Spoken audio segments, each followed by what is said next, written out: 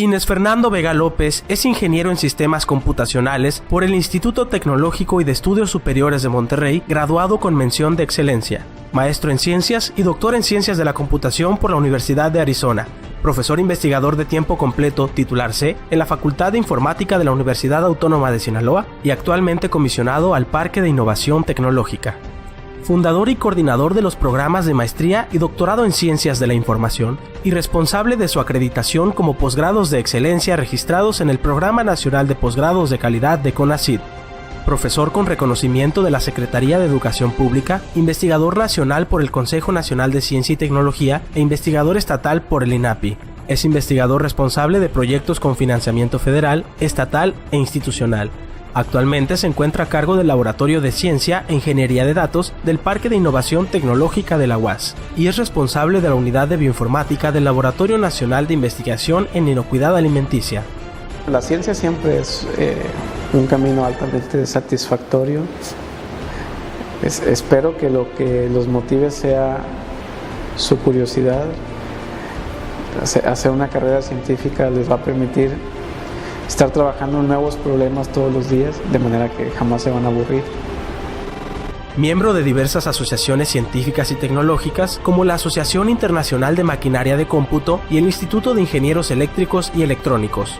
Ha sido revisor para revistas internacionales indexadas y congresos internacionales en el área de bases de datos y descubrimiento de información. Autor o coautor de más de 40 publicaciones y o ponencias científicas internacionales y nacionales. Su trabajo ha generado más de 330 referencias científicas en artículos científicos, tesis, libros y patentes. Ha dirigido 4 tesis de licenciatura, 7 tesis de maestría y una tesis doctoral concluidas. Actualmente dirige 2 tesis de posgrado en proceso.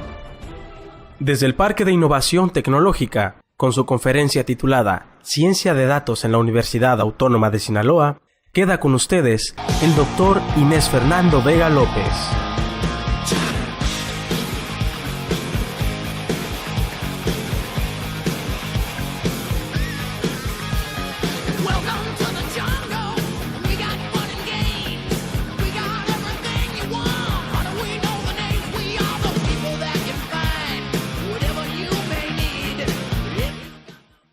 Hola, buenas tardes ya. Muchas gracias a todos los que permanecen en el auditorio. Sé que es un gran esfuerzo, se los agradezco mucho. Gracias al comité organizador por la invitación. Ya dijeron, soy Inés Vega, trabajo en la Universidad Autónoma de Sinaloa en el Parque de Innovación Tecnológica, aunque soy profesor de la Facultad de Informática. Voy a acomodar un poquito esto. Y soy científico de la computación y el día de hoy voy a hablar de ciencia de datos y la investigación en ciencia de datos que hacemos en el Parque de Innovación Tecnológica. El objetivo de mi charla es dar a conocer este paradigma para la generación de conocimiento, hablando de la ciencia de datos. La ciencia de datos en sí es un concepto relativamente nuevo, tiene quizá como 5 años, que se ha estado usando, aunque cuando alguna vez le preguntaron a Héctor García Molina si la ciencia de datos era nueva, dijo, sí es nueva, así como América era nueva cuando llegó Cristóbal Colón aquí. Es decir, ya había mucha gente haciéndolo, pero se llamaba de otra manera, o le llamábamos de otra manera, o no le habíamos puesto nombre. Héctor García Molina dirige la iniciativa de ciencia de datos en la Universidad de Stanford, y quien no tenga más referencias de él es el abuelito de Google. Los estudiantes de doctorado de Héctor García Molina fueron los creadores de Google, y Héctor García Molina es mexicano, regiomontano, pero pues desde hace mucho tiempo está en Stanford. Bien, y además el siguiente objetivo es mostrarles los proyectos que estamos realizando en el Parque de Innovación Tecnológica que tienen que ver con ciencia de datos y sobre todo invitarlos a participar. Entonces, este es más o menos el mapa de mi presentación. Vamos a hablar un poquito de ciencia de datos. Tendríamos que pasar por hablar de ciencia primero, hablar de datos y hablar sobre cuál es el flujo de trabajo de un científico de datos, proyectos relacionados con computación y relacionados con varias otras disciplinas. Bien, entonces si hablamos de ciencias, Cuando vemos nuestra clase de metodología, usualmente hablamos de dos paradigmas de las ciencias. Las ciencias pueden ser teóricas o pueden ser experimentales. Los físicos se me fueron, pero tenemos físicos teóricos, tenemos físicos experimentales. Y después tenemos con que la ciencia también puede ser computacional. Es decir, el paradigma para generar nuevo conocimiento ya no es nada más la teoría, no es nada más la experimentación, sino que es la computación. Y eso lo dijo este señor, que es físico. Entonces tenemos físicos computacionales también. Y después de este paradigma nacen lo que se llama computational sciences. Es decir, las ciencias que utilizan como herramienta principal para generar conocimiento a la computación. Entonces, la computación como herramienta para generar conocimiento, entonces tenemos computational biology, computational physics, computational chemistry y todas esas computational etcétera. Diferente de ciencias de la computación. Las ciencias de la computación tienen como objeto de estudio a la computación. Computational science o las ciencias computacionales usan a la computación como herramienta para generación de conocimiento en su propia área de estudio. Bien. Si continuamos con la línea de tiempo después, alguien dice que hay un cuarto paradigma para generar conocimiento, un cuarto paradigma de las ciencias, y que dice que las ciencias pueden ser impulsadas o movidas por los datos. Y eso lo dijo este señor.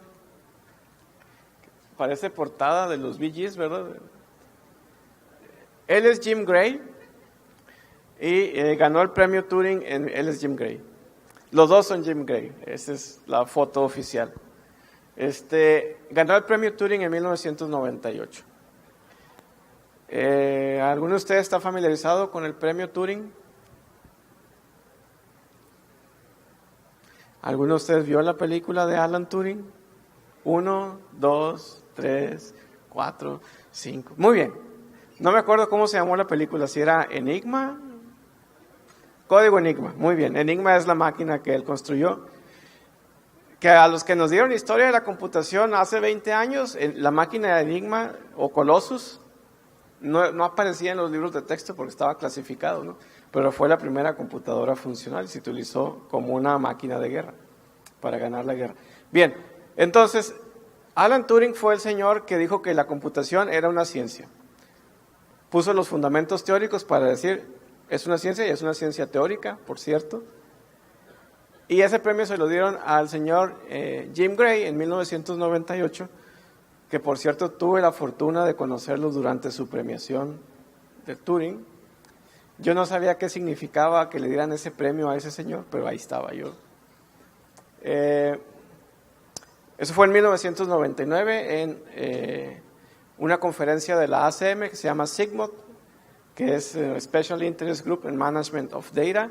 Entonces, este señor le dieron el premio Turing por su aporte a las bases de datos. Después de él, el concepto de almacenes de datos y análisis de datos tiene un impulso muy grande. Y él es el que propuso que hay un cuarto paradigma para las ciencias, impulsado en los datos. En realidad existe un gran debate. Hay quienes dicen que son solamente estos dos paradigmas y que estas son herramientas. En realidad no importa, lo que importa es que se puede generar conocimiento a partir de los datos y eso es lo que hace un científico de datos. Entonces, vamos a hablar de la ciencia de datos y la gran pregunta es, ¿qué cosa es la ciencia de datos? Ya se ha estado hablando aquí de ciencia de datos, nada más que se les ha estado llamando de otra manera. Esa es una definición que me encontré en una revista sobre ciencia de datos, donde se publica investigación sobre ciencia de datos. Es una adaptación mía, donde dice que es un campo interdisciplinario, esa parte es muy importante, donde convergen múltiples disciplinas, pero quizás las que llevan un papel más importante son las matemáticas, la estadística y la computación. Y dentro de la computación, la parte de base de datos, de inteligencia artificial y de machine learning son las que llevan el rol primordial. Y la programación. Entonces, Cuando alguien busca un científico de datos para contratarlo, buscan que sepa estadística, que sepa matemáticas, que sepa programar, que sepa inteligencia artificial, que sepa base de datos, que sepa machine learning, que haga la comida, planche, trapee, etc. La ciencia de datos es un pipeline, es una línea de ensamblaje donde entran datos crudos. Vamos a ver luego qué cosas son esos datos crudos. Y hay una serie de herramientas que me permiten procesar estos datos para al final de cuentas terminar con un paquete, con un modelo que me expresa la realidad de una manera bien bonita. Y el encargado de saber qué herramientas aplicar es el científico de datos.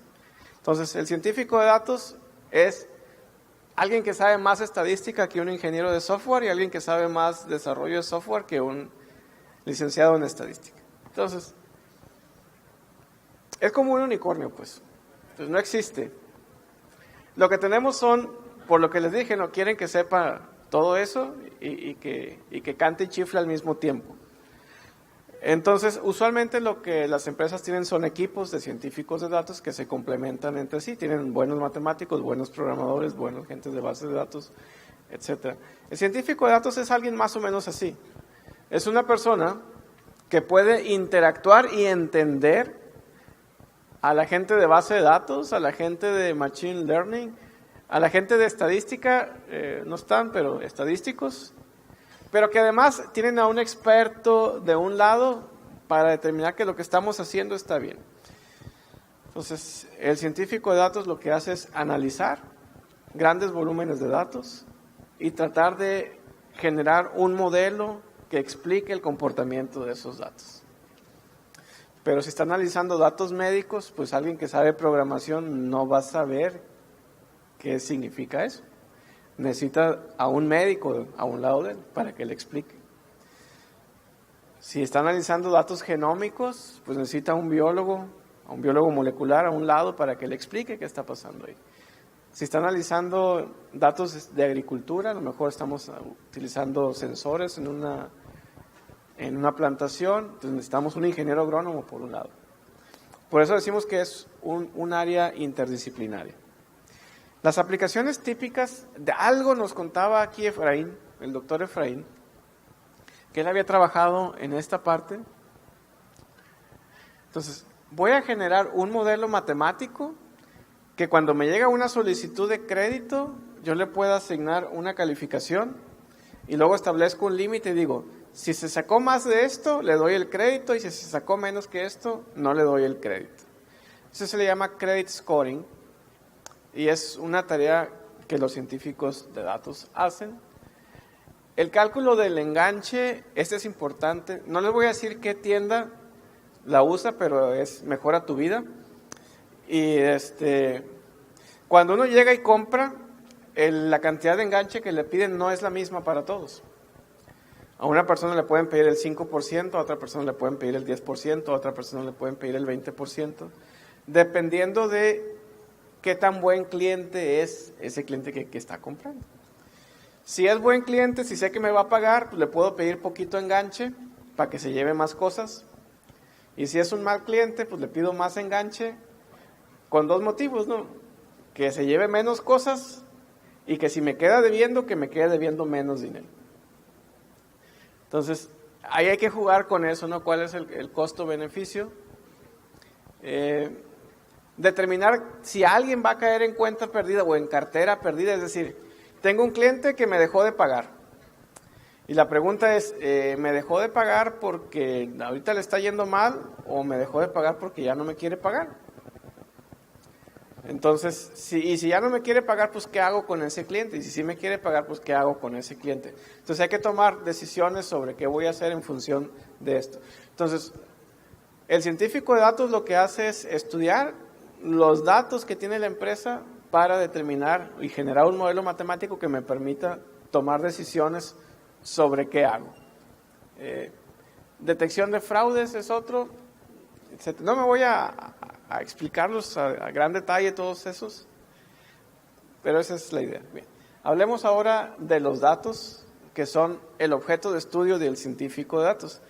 No les dije, mi perfil es, yo soy científico de la computación, estudié ciencias de la computación en mi posgrado y me especialicé en sistemas de bases de datos.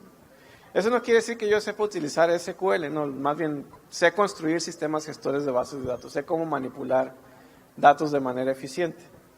Pero resulta que hay que definir qué cosas son los datos, ¿no? Una buena definición es que son registros de observaciones de variables de interés, y si ponemos este ejemplo, este es un ejemplo de mediciones de plantas. Entonces tomamos la flor de una planta, del género iris, medimos el sépalo y el pétalo, qué tan largo y qué tan ancho está, y la idea era determinar si estos valores de estas variables me podían predecir la especie de la que yo estaba hablando. Pues es mi conjunto de datos. Tengo 1, 2, 3, 4 variables y una variable que en teoría depende de esta. Bien. Los podemos graficar, tenemos esa gráfica y empezamos a ver que existen este tipo de cosas. Dice, oye, cuando grafico la longitud del pétalo contra el ancho del pétalo, veo que se comportan así. Y los que han llevado estadística me van a decir, es que los datos están correlacionados. Entonces hay una alta correlación ahí. Luego vamos a ver con qué se come eso. Este conjunto de datos es muy famoso, se utiliza mucho en demostraciones académicas de inteligencia artificial o de machine learning. Se llama IRIS Dataset. Y fue publicado, fíjense, en 1936 por un señor Ronald Fisher. Y el título del artículo es el uso de mediciones múltiples en problemas taxonómicos. Y el objetivo era determinar una fórmula que me permitiera, a partir de estas medidas, determinar cuál es la especie, a qué especie corresponde cada uno de estos puntos. Obviamente ahí están coloreados porque están preclasificados. Entonces, ese era un tipo de dato muy sencillito, se denomina datos por diseño, que fueron obtenidos de un experimento científico. Este señor tenía la hipótesis de que si medíamos la longitud de los pétalos y el ancho de los pétalos, con esos valores podíamos inferir cuál era la especie a la que correspondía esa flor, y tomó esas medidas para demostrar esa hipótesis. Entonces, son datos por diseños. También a veces genero datos por negocio. Aquí imagínense que van al banco y el banco lo que está haciendo es recopilar todas las transacciones que ustedes hacen. Entonces se empieza a guardar. Si compran con su tarjeta de crédito, con su tarjeta de débito, pues está registrando cuándo compraron, dónde compraron, por cuánto compraron y qué compraron. Todo eso sabe. Pero lo hace porque necesita llevar registro del negocio. El negocio es, te presté tanto, págamelo. Pero después dicen, oye, ¿y con esos datos no podremos hacer otra cosa? Entonces, la hipótesis es de que existe información sobre mis clientes en esos datos sin que la intención haya sido generar esa información de mis clientes. Perdón. Entonces, si yo analizo esos datos, me voy a dar cuenta cómo compra una persona. Determino el patrón de compras de una persona. Entonces, puedo generar un modelo matemático que me diga si una compra en particular fue hecha o no fue hecha por la persona dueña de esa tarjeta de crédito. Ese es un ejemplo. Así que si de repente, por ejemplo, yo que compro mucho en Amazon, o compro localmente aquí en Culiacán nada más, y de repente aparece una compra mía en Monterrey, pues es algo que se sale de mi patrón de compras. Si se tiene un modelo matemático, el modelo matemático puede avisar de que esa compra en particular está fuera de lo que yo usualmente hago, y puede avisarle al banco. Y el banco tomará la decisión de decir, no, pues es que una vez al año sí viaja a Monterrey, ¿está bien? O no, nunca ha estado en Monterrey, pero puede que viaje, vamos a llamarle y le vamos a preguntar si efectivamente está queriendo comprar algo en Monterrey. O de plano decidir, ¿sabes qué? No te voy a no te voy a dejar usar tu tarjeta de crédito. A mí en lo particular me pasó lo último.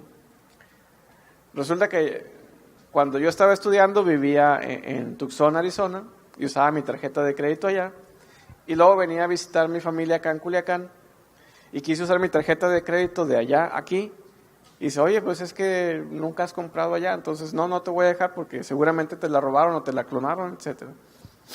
Y cuando regreso a Tucson, después de no haber podido aquí comprar nada, porque el banco no me dejó usar mi tarjeta de crédito, llego y me encuentro con una carta de mi banco donde dice, oye, detectamos que alguien quiso usar tu tarjeta de crédito en Culiacán, en México, te llamamos y nunca nos contestaste para autorizar la compra, entonces pues no la autorizamos. Y yo dije, pues no, porque estaba en Culiacán queriendo usar mi tarjeta de crédito, no estaba en casa, en Tucson.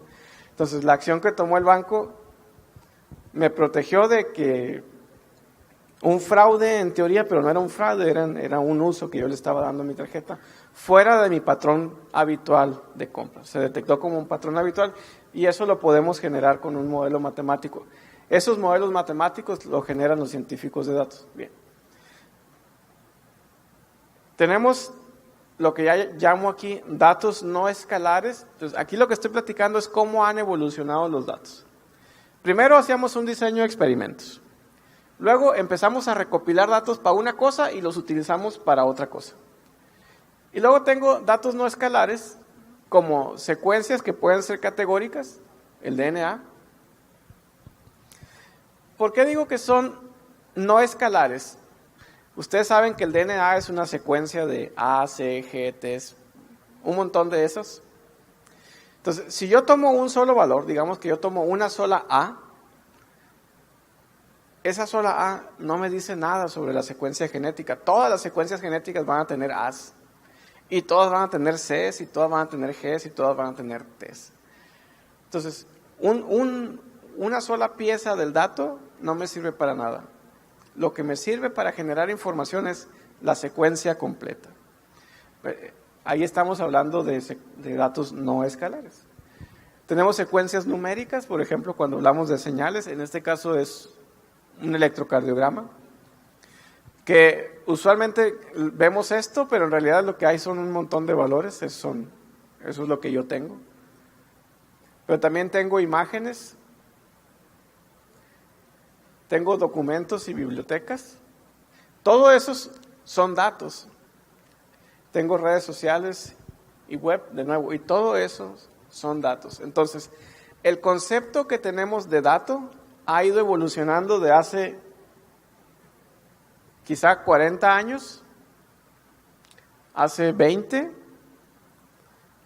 15 y últimamente todo esto de acá. Todo eso ahora se considera dato. Y como tal, asumo que existe información ahí que yo puedo extraer.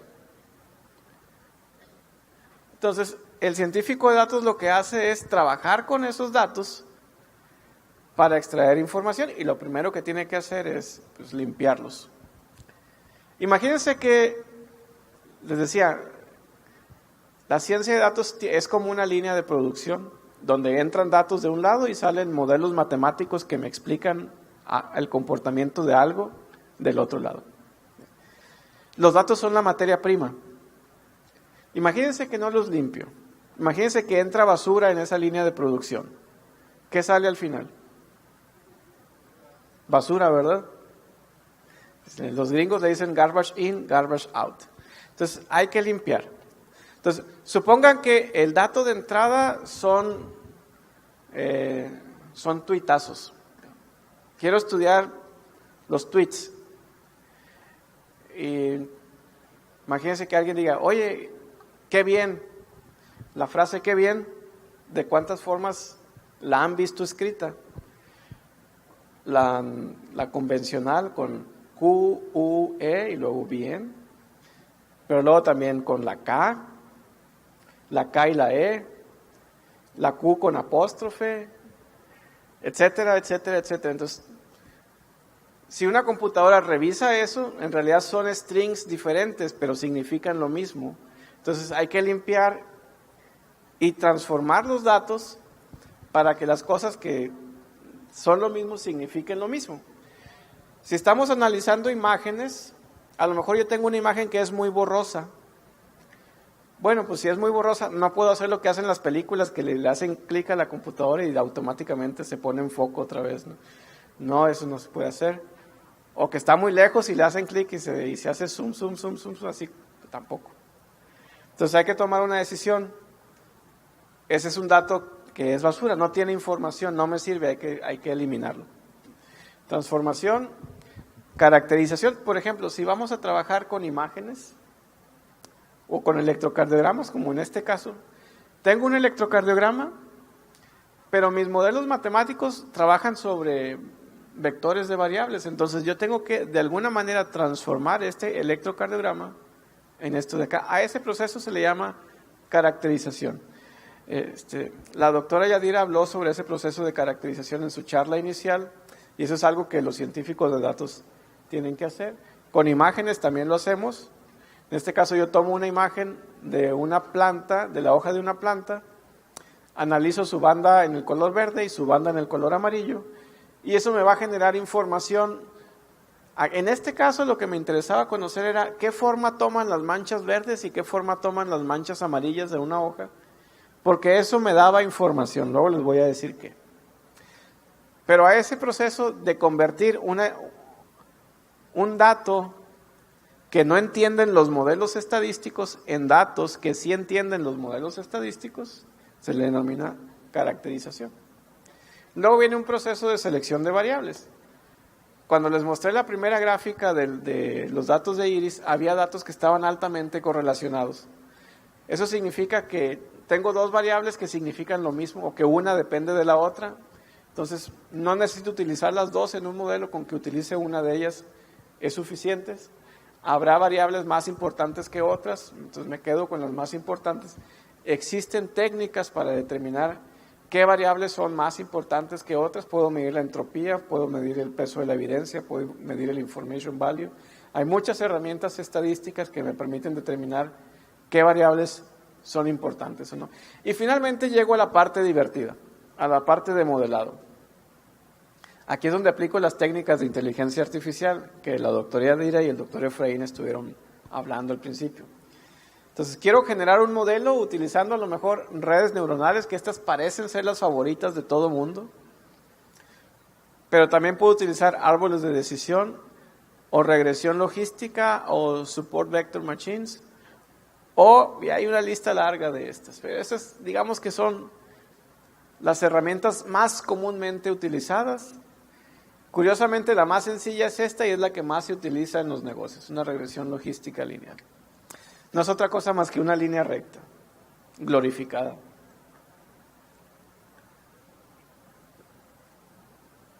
Muy bien, pues ya tengo un modelo, tengo que validarlo, tengo que saber si ese modelo sirve o no sirve. En el caso, por ejemplo, de si un cliente es bueno o malo para asignarle crédito, el problema del que hablaba el doctor Efraín, que ellos diseñaron un modelo para una empresa y esa empresa determina si le da crédito o no le da crédito, o si mejor le pasa el problema y la papa caliente a otra empresa. Entonces, ¿cómo valido si el modelo que estoy proponiendo es bueno o no?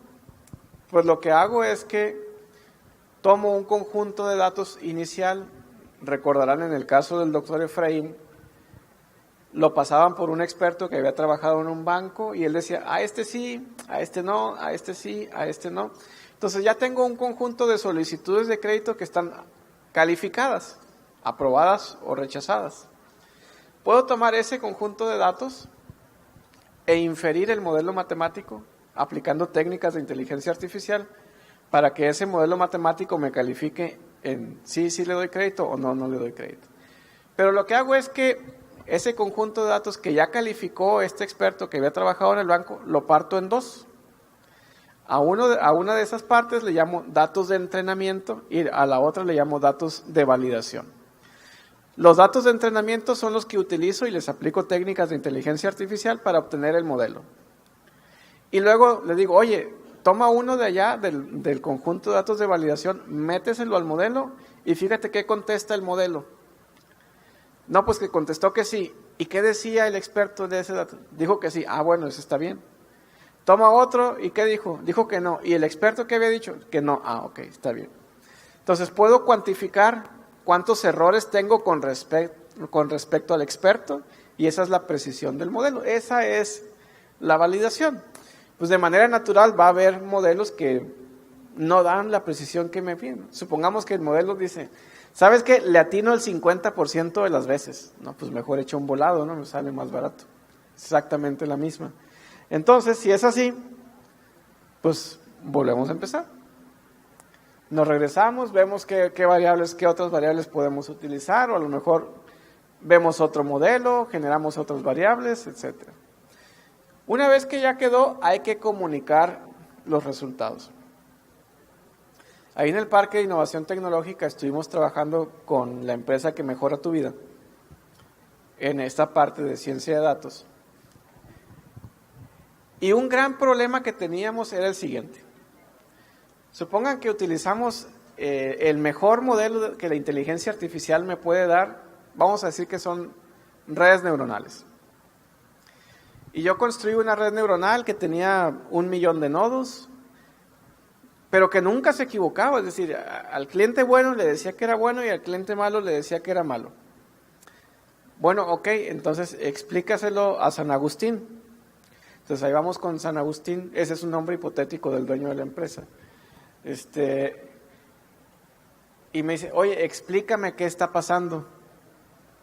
Entonces, ¿quién ha utilizado redes neuronales de ustedes? Además de la doctora Yadira. Bueno. Si una red neuronal tiene 1.000.000 de nodos, es más o menos equivalente a tener 1.000.000 de líneas rectas, tratando de identificar buenos y malos y combinarlos.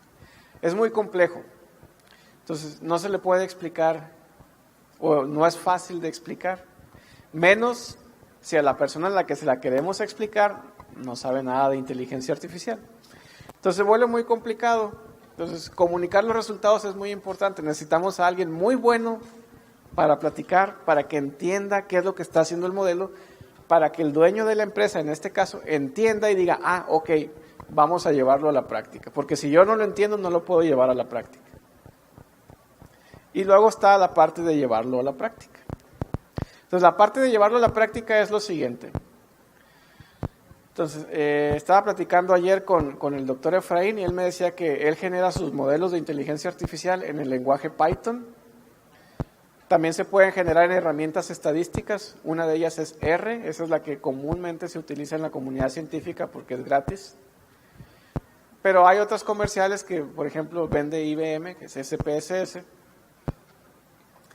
Y ya el científico de datos genera su modelo, ahí está mi modelo en R, y es perfecto. Con eso la empresa va a ganar 1.000.000 de pesos más al año. Ok, pero necesito que ese modelo que tú hiciste en R esté en mi sistema de producción, en caja, que está en .NET, el sistema. Entonces, ¿cómo me lo llevo de R a .NET? O de Python a .NET, o de SPSS a .NET. O a lo mejor lo necesito en mi servidor y lo necesito en SQL. Entonces, ¿cómo me lo llevo de SPSS a SQL? Esa es la parte de llevar a operación. Entonces, en el flujo de trabajo vemos que la parte de limpieza y transformación de datos es esta. La parte de comunicación de resultados es esta. Es la parte de convencer a los jefes de que su trabajo es bueno. La parte que tuvieron que hacer para poder hacer su trabajo. Y la parte donde hacen su trabajo. Esa es la parte interesante de la modelación. Así son las cosas en la ciencia de datos. Les platiqué de nuevos tipos de datos, les platiqué de aplicaciones convencionales, nuevas aplicaciones. Estas son cosas con las que estamos trabajando en el Parque de Innovación Tecnológica. Genómica, proteómica, eso. Generalmente se les llama datos ómicos. Resulta muy complicado leer todo eso. Entonces estamos aplicando minería de datos sobre datos ómicos o ciencia de datos sobre datos ómicos. Por ejemplo, para saber si tenemos el genoma de 1000 plantas de maíz, determinar cuál es el gen que las hace resistentes a una sequía o resistentes a una helada. Esa es la parte de inteligencia, de ciencia de datos o de machine learning, detectar eso. Y ya la parte de poner en práctica es, bueno, decir, voy a poder comercializar este producto que es resistente a sequías o que es resistente a heladas. Eso es lo que estamos haciendo aquí, es un trabajo muy interesante que estamos haciendo o proponiendo hacer con el CIAD, Centro de Investigación en Alimentos, y Zagarpa. Análisis de imágenes médicas. Hace un momento puse en el ejemplo de qué cosa es un dato, una imagen de una mastografía o de un mamograma. Y aquí el trabajo que hicimos fue de cómo comprimimos una mastografía en casos de clínicas remotas donde estoy tomando el mamograma en una localidad remota donde no hay radiólogo y tengo que enviarle vía el internet la radiología, la imagen al radiólogo. Entonces necesitamos comprimirla sin que hubiera pérdida en la información. Entonces esa parte son nuevas aplicaciones. Identificación y reconocimiento de objetos. Ahí creo que era la doctora quien les habló de que el robot está identificando personas mientras va caminando. Una cosa es identificación y otra cosa es clasificación. Entonces, digamos que su robot identifica que hay una planta ahí, identificó una planta, ahora dime cuál es. Esa es clasificación.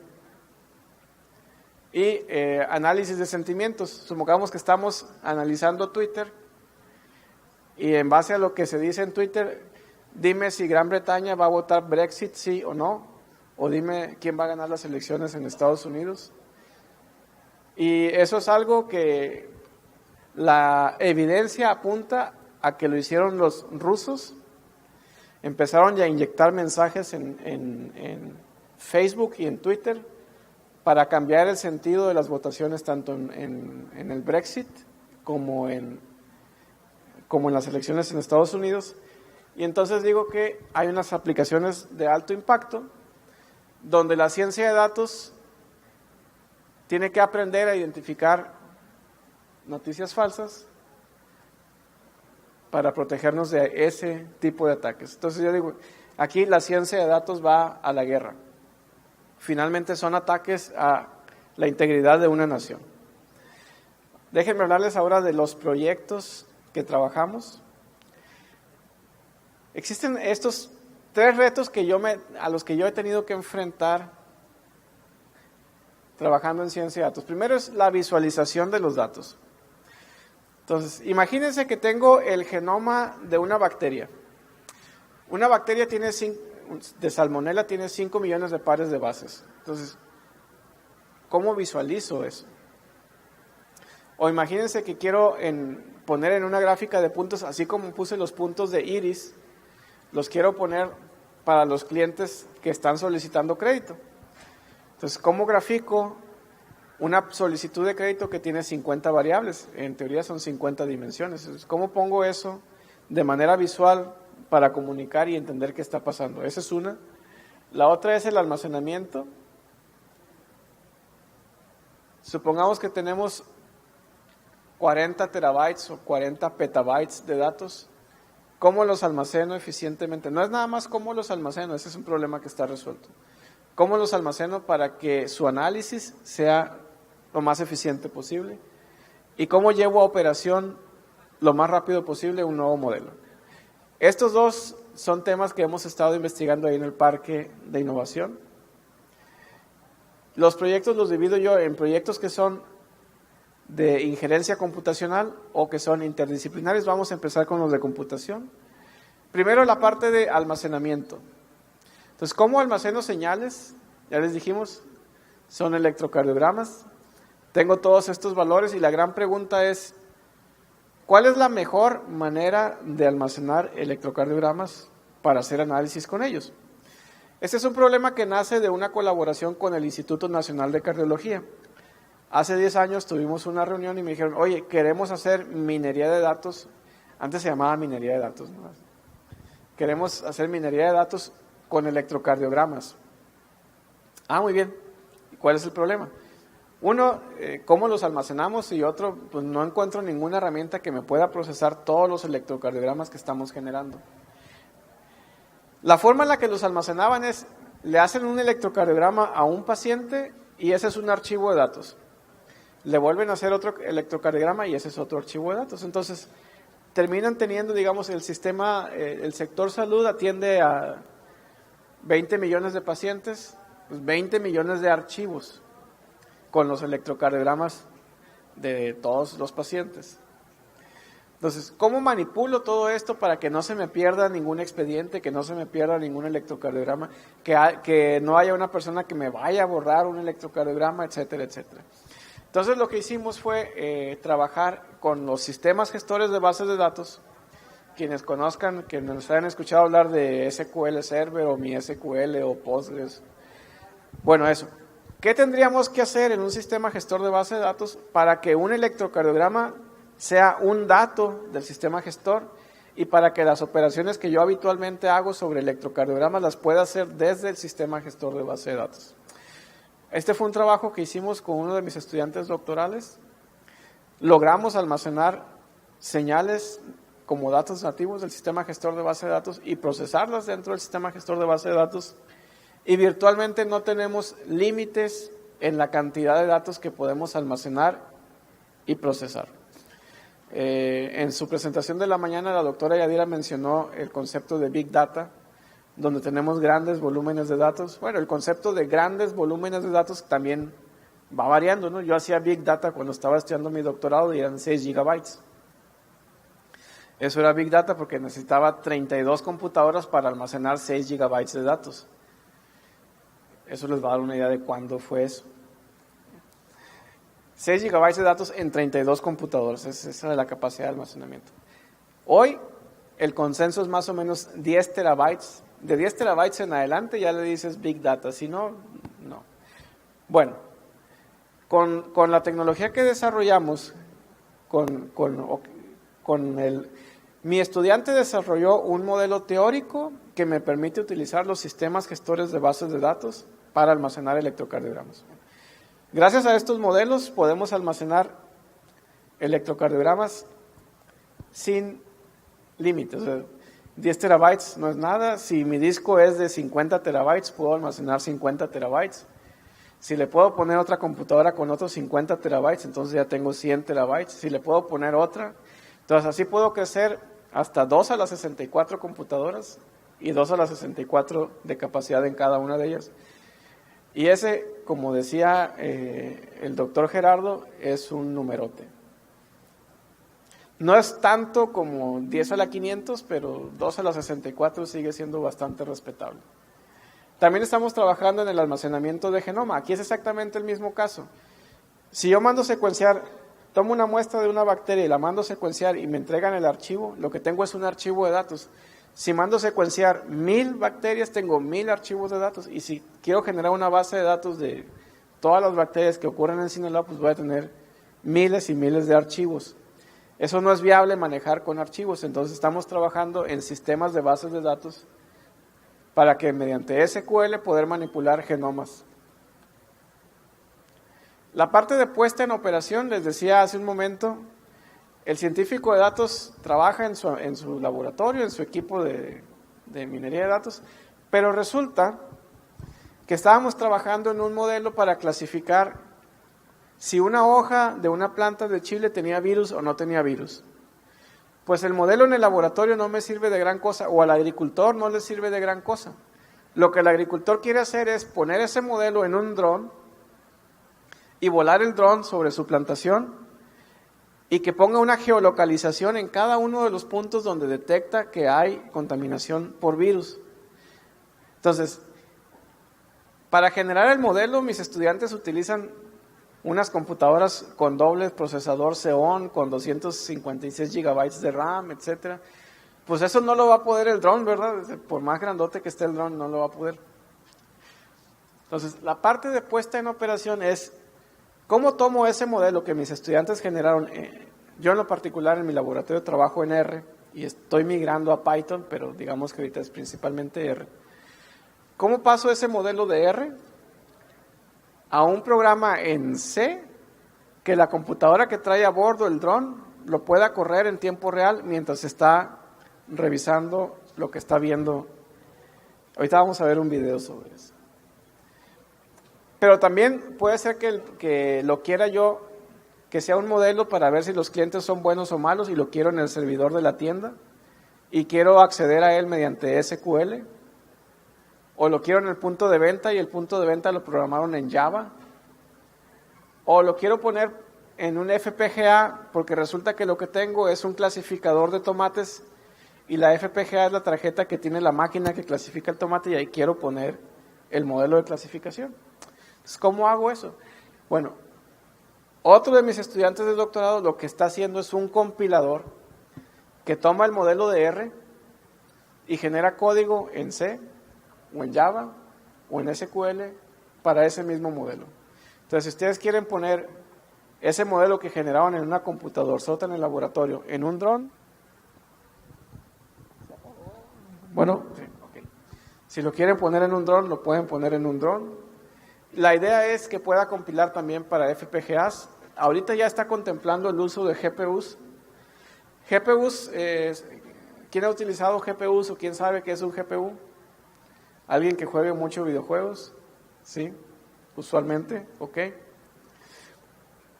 Bueno, un GPU es una tarjeta aceleradora gráfica, así se venden, ¿no? En realidad es un hardware que está altamente optimizado para operaciones de álgebra lineal. O sea, multiplicación de matrices. Entonces, si yo puedo plantear un problema como una multiplicación de matrices, lo puedo mandar a mi GPU y resolverse, pero rapidísimo. Entonces, estamos trabajando para que la implementación de modelos de redes neuronales, de support vector machines, de árboles de decisión puedan correrse en GPUs. Entonces, eso es lo que está haciendo mi estudiante. De nuevo, en la experiencia que tuvimos con la tienda que mejora tu vida, generamos unos modelos muy eficientes para el cliente basados en support vector machines. O sea, prácticamente no tenían error. No lo generamos nosotros, lo generó el equipo de científicos de datos de la tienda. Y les dijimos, oye, qué bien, ¿por qué no está operando este nuevo modelo que ustedes generaron? Es que no hay quien lo programe. O sea, el modelo es tan complejo, era un vector como de 6,000 dimensiones y 20 vectores. Entonces, no tengo ningún programador que entienda este modelo como para que lo tome y lo pueda programar. Ese es el problema. Los programadores no entienden estadística y los estadísticos no entienden suficiente programación como para llevarlo a producción. Ellos en R o en Python o en SPSS. Muy bien. Con el trabajo que está haciendo mi estudiante de doctorado, ese problema de que no lo puedo programar es nada más Enter y ya, se genera el código para lo que tú quieras, independientemente de cuál sea la complejidad del modelo, porque no lo hace un humano, lo hace la computadora. Entonces, el compilador de mi estudiante puede pasar de un modelo, cualquiera de ellos, a código fuente, prácticamente cualquiera de ellos. Entonces, esa es la parte que hemos hecho de investigación en ciencia de datos en el área de computación. Pero vienen también los proyectos interdisciplinarios, que de repente son los más interesantes porque se pueden ver. Entonces, estamos colaborando con la Escuela de Agronomía en un problema de identificación de especies de plantas. Aquí sí es identificación de especies. Entonces, si tomo una fotografía con el teléfono celular, quiero tener la capacidad de que la app me diga qué especie es. Hay muchas formas de hacerlo. Estamos utilizando TensorFlow, también una tecnología que la doctora habló, para generar un modelo de esto. No sé dónde está el feedback. Bueno, ok, me quedo acá. Ese es uno de los proyectos que tenemos. El que les comenté de la clasificación de latidos con el Instituto Nacional de Cardiología. Y aquí ya generamos un modelo que en una computadora de escritorio convencional, algo como esto, puedo clasificar 5,000 latidos por segundo. Entonces, eso es muy bueno. Y también la clasificación de movimiento humano. Aquí estamos colaborando con el Instituto Nacional de Rehabilitación. Entonces, una empresa diseñó unas pulseras vestibles con acelerómetros, son varios, y mecanismos de comunicación. Y entonces el Instituto Nacional de Rehabilitación está utilizando esos sensores en sus pacientes para darle instrucciones de cómo hacer una terapia. La terapia es para revertir osteoporosis. Entonces tienen que hacer ciertos ejercicios, tienen que, por ejemplo, saltar y que el salto genere, creo que 2 Gs sobre el paciente para que tenga efecto. Si tiene menos Gs, no sirve. Si tiene más Gs, pues ya se quebró las patas otra vez, entonces no, tampoco. Entonces hay que tener cuidado con eso. Y entonces estamos utilizando ciencia de datos para tomar las señales que generan los acelerómetros y determinar cuándo el paciente está haciendo su rutina de rehabilitación de manera correcta. ¿Por qué es importante esto? Porque cuando el paciente está con el médico está vigilando y ve si está haciendo bien la rutina. Y de hecho, es un laboratorio bien grande que tienen donde el piso tiene sensores. Entonces, el sensor del piso te está diciendo si el paciente está haciendo el ejercicio como debe hacerlo. Pero una vez que se define la rutina, luego el paciente se va a casa y el doctor le dice, ok, hágalo 5 veces al día y en un mes regresa para ver cómo siguió. Y resulta que regresó y el paciente sigue igual de mal. Pues aquí hay dos sopas, ¿no? O el paciente no hizo la rutina, no la hizo bien, o no le funciona y hay que cambiarle la rutina. Pero el médico no tiene forma de saber. Con lo que estamos haciendo, ahora sí tiene forma de saber. Porque puede descargar los datos, lo corre con el modelo y le va a decir, ¿sabes qué? De todos los ejercicios que hizo, el 90% lo hizo dentro de los parámetros que tú especificaste. Y si no funcionó, entonces hay que cambiarle la rutina. Pero si los hizo mal, pues entonces hay que decirle, oye, es que hiciste mal la rutina y hay que volverla a hacer. Entonces aquí ya el médico tiene más información para hacer su trabajo. En agricultura, les decía, estamos trabajando en detectar y clasificar enfermedades virales en hojas de chile. Entonces lo que hacemos es caracterizar la hoja. Tomo la imagen de la hoja, la segmento, es decir, me quedo con la parte de interés y luego extraigo, en este caso la banda, debe ser la banda amarilla. Y lo que me interesa ver es cuál es la forma de las manchas amarillas en la hoja. Entonces, hago ciertas mediciones aquí para determinar cómo se comportó la mancha amarilla y eso me va a determinar qué virus es o si es un virus o no es un virus. Y en bioinformática estamos haciendo análisis filogenético. Aquí estamos trabajando con el Laboratorio Nacional para la Investigación en Inocuidad Alimentaria. Queremos determinar y hacer trazabilidad de contaminantes biológicos. En particular hemos estado trabajando con salmonela. Eso es muy importante aquí en Sinaloa porque supongamos que tenemos un agricultor que envía un embarque de tomate a Estados Unidos. Llega a Estados Unidos y resulta que está contaminado de salmonela. No cuando abren el tráiler, sino cuando lo están vendiendo en el supermercado.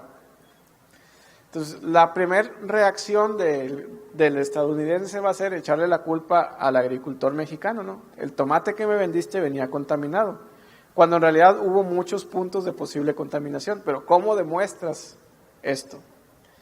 Bueno, estamos utilizando ciencia de datos para generar información que me permite demostrar si una cepa particular, si el genoma en particular es o no es, está o no está relacionado con el tuyo. Aquí lo que estamos viendo es una ilustración gráfica de un árbol filogenético que lo que presenta es semejanzas a nivel genético y en esencia lo que vemos es que si hay un emparejamiento muy cerca de aquí es que se parecen mucho, pero si está lejos es que casi no se parecen. Por ejemplo, si sigo esta línea para acá, llego a este color, y si sigo esta línea para acá, llego a este color. Entonces, esos son dos genomas que no se parecen mucho.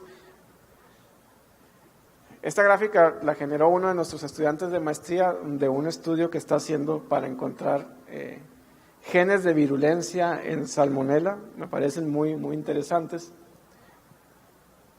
Y esas son las aplicaciones que tenemos de bioinformática, bueno, de ciencia de datos aplicadas a la contaminación patógena de microorganismos patógenos en alimentos.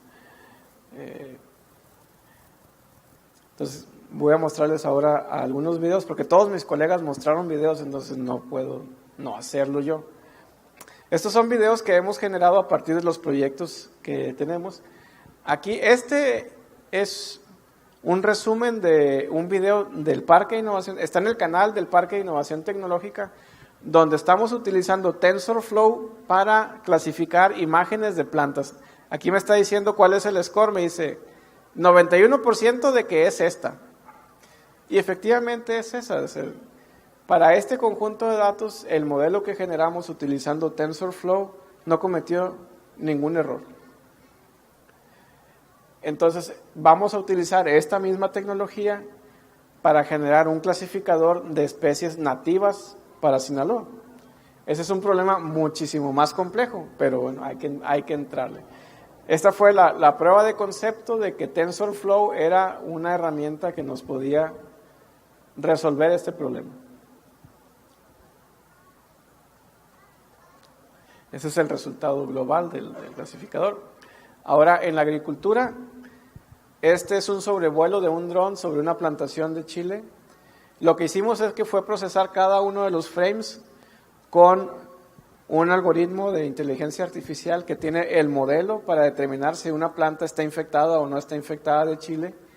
Y entonces lo que hace es poner de manera gráfica, nos estamos enfocando solamente en esta parte, si existe probabilidad. Estas marcas de aquí son marcas que puso un ingeniero agrónomo donde nos decía aquí hay, para validar lo que el dron estaba viendo, ¿no? Entonces, este era un plantío más o menos viejo y prácticamente todas las plantas estaban ya infectadas. Aquí uno de los grandes retos para generar esta información fue tener la calidad necesaria de las imágenes, del video de entrada, porque sobrevolábamos y la hoja del chile brilla mucho. Entonces, si hay mucha iluminación, se veía todo blanco. Y el blanco, pues es porque está sobreexpuesta la imagen, pero no sé si está blanco porque era verde y se ve blanco, o era amarillo y se ve blanco, entonces no tengo información sobre la dispersión de las manchas de amarillo en la hoja, entonces batallamos mucho para generar ese video donde se pudiera apreciar en verdad si una hoja estaba enferma o no. Tuvimos que probar con un montón de filtros, etcétera, etcétera. Y este es un modelo o un video informativo que generamos a partir del análisis de genoma de salmonela.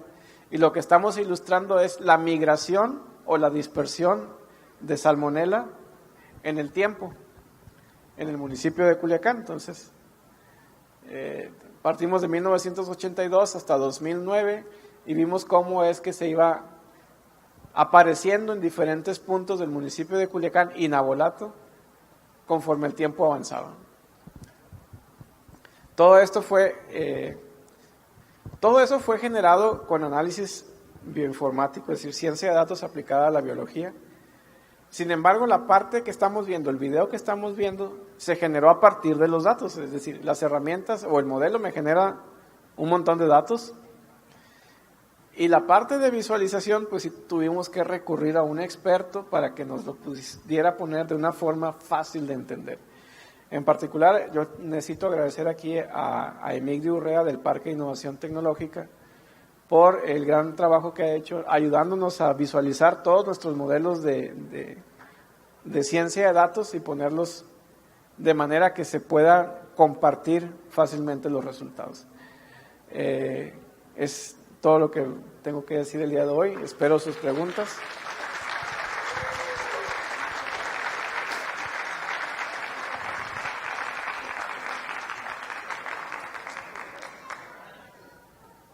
Y muchas gracias a los que toleraron toda la hora de la charla. 57 minutos.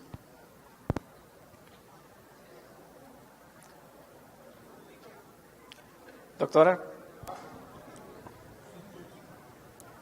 Agradecemos la participación del doctor Inés Vega y hacemos entrega del reconocimiento y un obsequio por su valiosa colaboración en este Tecnocamp 2.0. Muchas gracias. Si nos ayudan con un micrófono, ya.